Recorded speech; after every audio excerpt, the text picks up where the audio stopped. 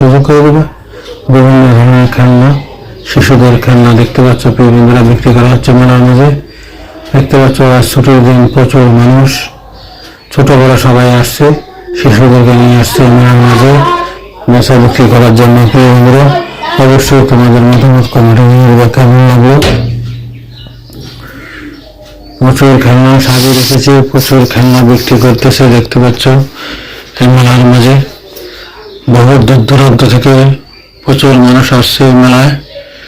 আমাদের Comilla station club পার্কের সাথে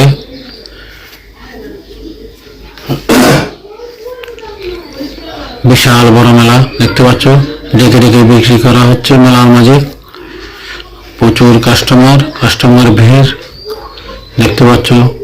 আমাদের কুমিল্লায় দীর্ঘদিন পর মেলা আরম্ভ হয়েছে।